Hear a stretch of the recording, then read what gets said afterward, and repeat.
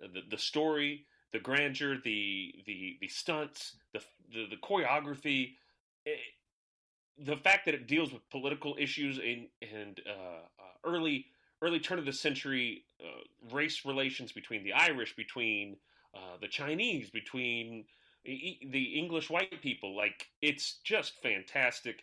And a lot of the guy, one of the big henchmen in there plays Sub-Zero in the new Mortal Kombat movie. I think it is, like I said, I think it's, in terms of a television series like it's meant to be, it is the best action television series of all time. Yeah, I do. I know you've been giving it a lot of props, Woo!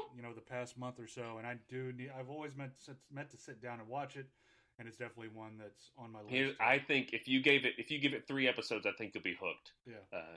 But they like Mortal Kombat, like, they give you what you want to see, and they do it well. And so with that, let's talk about Mortal Kombat and Mortal Kombat Annihilation. Yes, please. Now, if you guys want to, I mean, we all know Mortal Kombat. We all know what's going on here and what they were trying to do.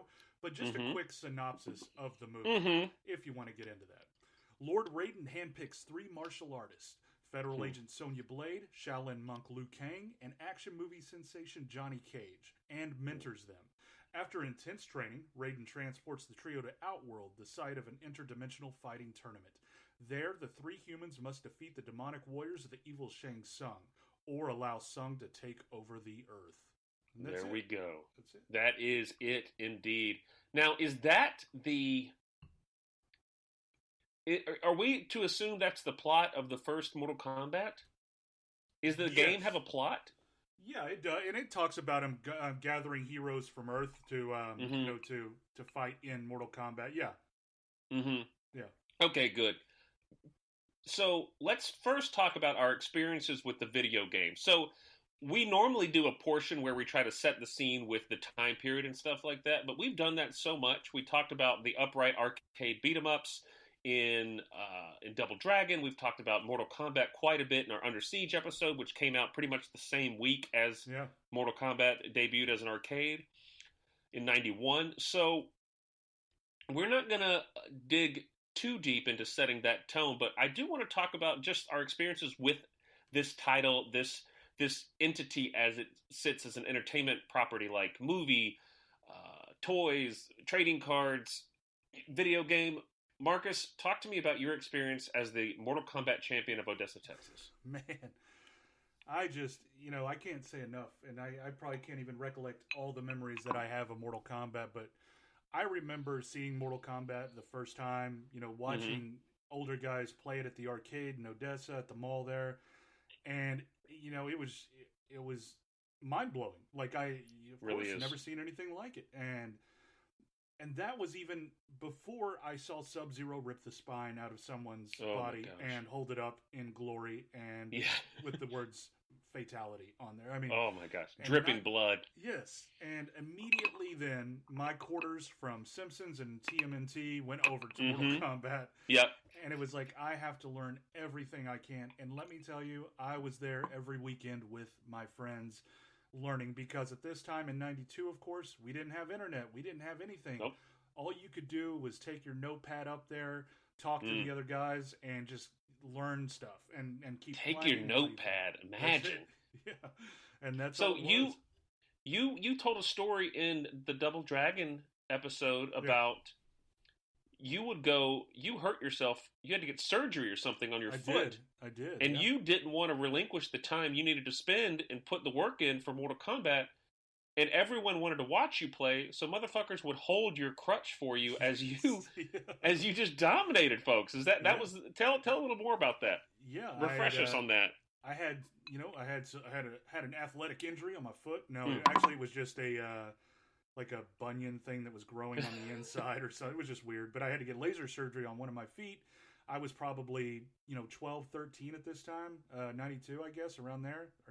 And it was it was to where I had to use crutches. And I asked the doctor, can I still walk around on the crutches? Do I need to be like off my feet, for the whole time at all? And he's like, no, as long as you use your crutches, you're fine. And don't put pressure on it. So I told my mom, like, the first weekend after I got the surgery done, I got to go back up to the mall.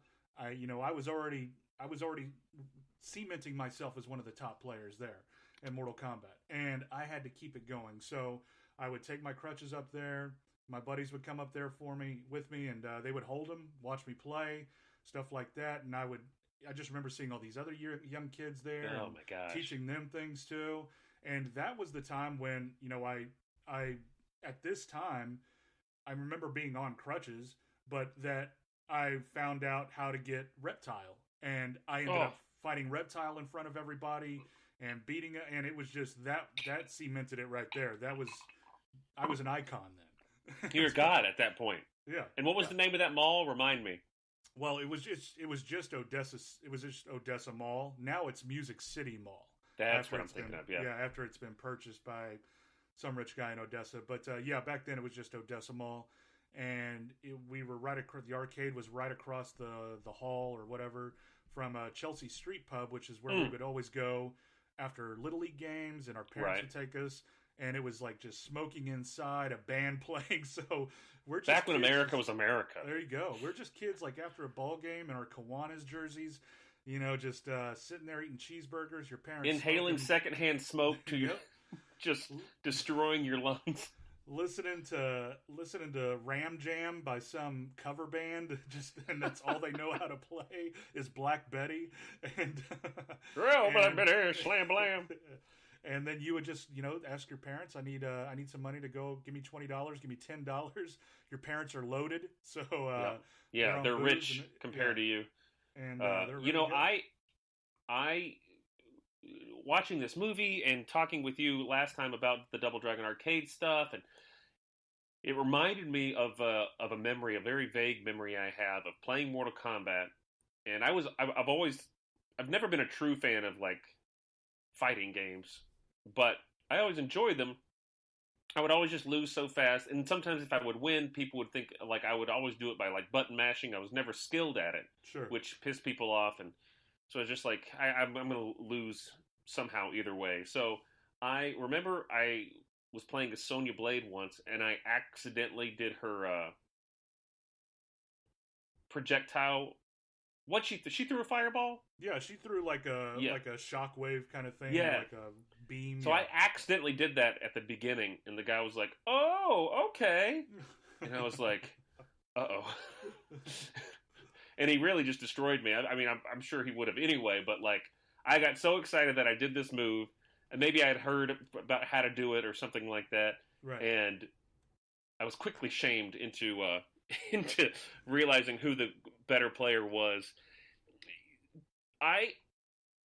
I remember the Upright Arcade. I remember Mortal Kombat being very controversial. I remember it, other than like Night Trap being like one of the causes for the ratings on the games. Yeah. And I remember started seeing those like the MA13 and things like that. And Super Nintendo released it, and you couldn't. There was no blood. Yeah. On Super Nintendo, but Sega. Oh baby, Sega. Sega says yeah. Code. Yeah. And Marcus, off the top of your head, what's the blood code? ABACABB. Boom! Yeah. Oh baby. Abacab. How great is that? Yeah. Abacab. Yeah. Abacab start or whatever. Yeah. The amount. It was a cultural, like pop culture, huge boom, and then they didn't wait too long to do a movie of it. Like it was like 4 years, I guess, after it came out. They're like, yeah, let's do a movie of this, and they're in this precarious position for this movie where they say, well, shit, this game is rated R, but we can't make an R movie because the majority of people playing this are kids, right? And so I know that was one of the big, like, if you're a fan of Mortal Kombat and you go see this movie, it's like, we get some great fight scenes, but we don't ever get, like, oh, man, like a heart rip out from Kano or something like that, sure. You know? Yeah, and it's like, that's what makes me think, too, and I'll let you continue, but it's, just as, like, if, a real, like, now times, like, if an Avengers trilogy or if an Avengers series movie would have come out back then, you wouldn't have gotten like as many adults as you do now, just because the culture has boomed as far as this pop culture, comic culture, superhero culture, just that kind of thing just resonates with adults now because of their childhood. But back then, the adults that were during the '90s, that didn't resonate with them. So if that would have come out then, it wouldn't have been as big. And that's where I kind of fear that or felt that Mortal Kombat was right in this middle of the road coming from the movie, that they didn't know which way to go. Yeah, of course they wanted to appease the younger generation, and that's only going to diminish kind of the quality of the movie, which hopefully we'll get this Friday, and that I'm hearing good things about. Oh man, I'm hearing good things about it too. They apparently released the first 7 minutes, and I haven't watched it yet. No, I was about to yesterday, and I just I just want to wait. No, I want to save it. So now kids from this time period, this 95 time period, are 30-something with expendable income, and they want to see what they're about to do with this Mortal Kombat. They want to see the finishers. They want to see the blood that it deserves.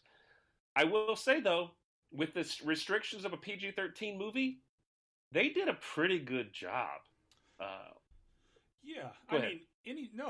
was just agreeing with you, and I think that it's like you can't do what you want to do, like what you think of Mortal Kombat. You can't do a heart rip, you can't do a head rip out, without it going immediately to rated R, right? I mean, and the way they get around that for a lot, they do the Sub-Zero, Scorpion is really fun. The whole Johnny Cage and Scorpion fight is unbelievable.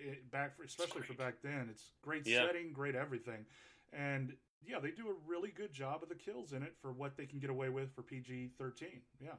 So let's hop into Mortal Kombat 1995, released August 18th, 1995. Yeah, 43% on Rotten Tomatoes. I think 100% if you ask anybody 30 or older. Yeah. If you ask, and it was it's huge. I mean, it's a monster hit for these people. It's $18 million budget, box office of $122.2 million worldwide. Yeah. Woo! That's crazy. Opening weekend of $23 million. Yeah, and it stayed like number one for 3 weeks in a row or something like that. It's I don't know what they here before. I don't want to get to too many specifics about Mortal Kombat yet. I just want to talk about what they do right in this movie. Mm-hmm. What they do right, they set themselves up in a world where it's Enter the Dragon, basically. There's a mystical island where fights happen. So that's Mortal Kombat. Show me that shit. I don't care how simple it is. It's perfect for the video game. Right. They're not trying to do like Double Dragon did. Yeah. Where it's like, let's really make it this thing. No. We need a world where people can just fight each other. Yeah, that's great. Yeah. They didn't try to make it like a one person's journey through all this stuff. It's like, no, let's give people Mortal Kombat, and let's do it stylized as hell. Let's have some fun, witty banter in there at times, and let's have some badass fight scenes. This movie delivers on fight scenes. It's great. Yeah, I mean, everything from, like I said, Johnny Cage's Scorpion to Sonya and Kano to the end with Liu Kang and Shang Tsung. Oh, even the Goro fight's fun too, and it's a big fucking robot that cost $1 million was fun to watch, man. I mean, it's it's crazy. I mean, it's so fun. I can't pump this movie up enough. Let's talk about the cast a little bit. Lyndon Ashby as Johnny Cage. Yeah. Thoughts? Loved him. I did too. I really did. It was about to be. I mean, we can start digging in a little bit here. But, let's dig in. It was about to be Jean-Claude. It was about to be Van Damme in it, and he was already assigned or attached to Street Fighter, though. Which, I mean, you just think about what heights Mortal Kombat would have achieved. I mean, he brought Street Fighter, just that budget of a movie to what it was, and imagine a coked out Van Damme on the set of Mortal Kombat. I mean, Bridget Wilson would have been in his sights. Yeah, immediately day one. What? I guess he the script for Street Fighter, it's different. I'm not going to say it's better or worse, but it's certainly different. I think probably what drew him to Street Fighter was the fact that the whole movie was about him. In this, it's not, right? He would have been a supporting character pretty much. Yeah, and I mean, but I think in my eyes, besides Liu Kang's journey, that it's Johnny Cage is right there. I mean, he defeated